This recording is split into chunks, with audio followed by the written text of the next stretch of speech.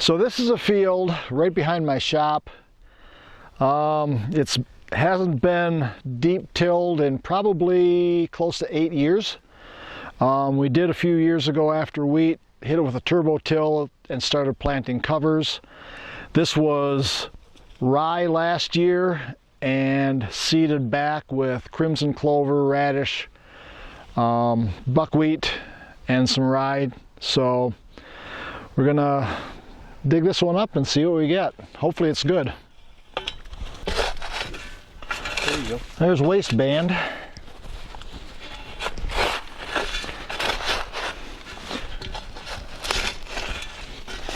There's worms.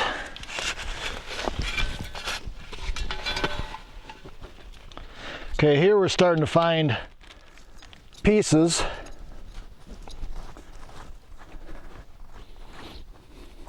If we have good soil health, about the only thing will be left will be the waistband. Look at all the worms, little worms in here. Lots of worms.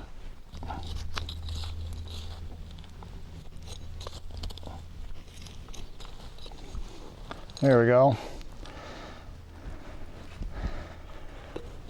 So there we have the first pair of the day, and that does not look bad.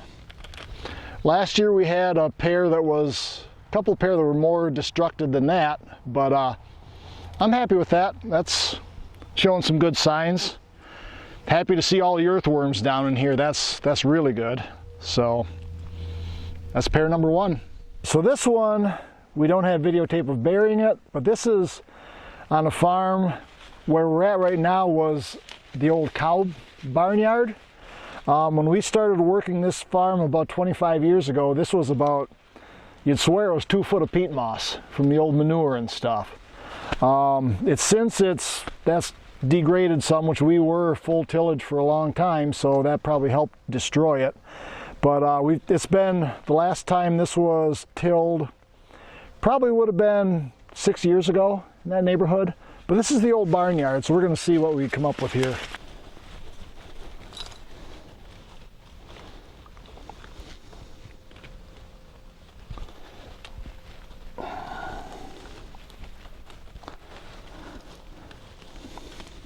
This actually is kind of surprising.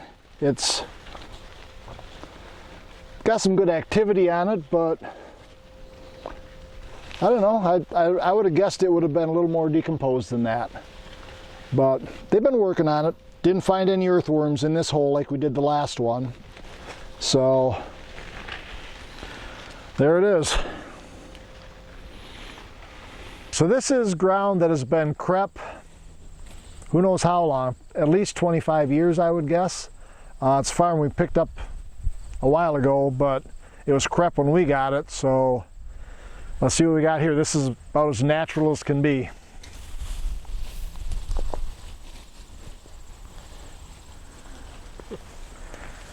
And there's what we've got there. Just about cleaned off of the waistband.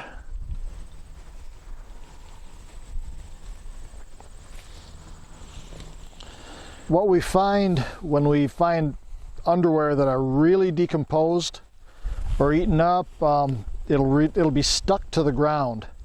You know, you go to move the dirt and the underwear comes with it. It's just grown right to it. And that's all kind of a good sign when you're digging. If you see it really stuck to the dirt, it means the underwear is going to be in pretty tough shape when you finally get it out of there. Now the trick is going to be finding a 24-inch high flag in 3-foot high soybeans. We're learning that's a trick. But anyway, this is a field that we had underwear buried in this exact same spot last year because we found last year's flag. This has been, this is all of 10 years from deep tillage. It's probably 5 years from any tillage. So we're gonna dig this up and see what we get here.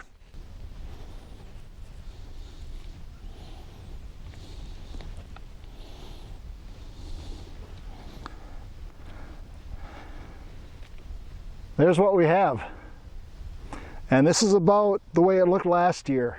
Very similar in this spot, maybe not quite to this level, but very similar. Lots of little pieces just stuck to the soil that you cannot separate. It's just grown right to the soil, and what you can find is just annihilated. It's what we like to see. Now you can see all the differences between the fields and the effect of the biological activity on the different underwear that was planted and harvested. On behalf of MSU Extension and the Saginaw County Conservation District, I'd like to say thank you to Beerline Farms for their help and support with this project, showing what the differences can be with good soil quality.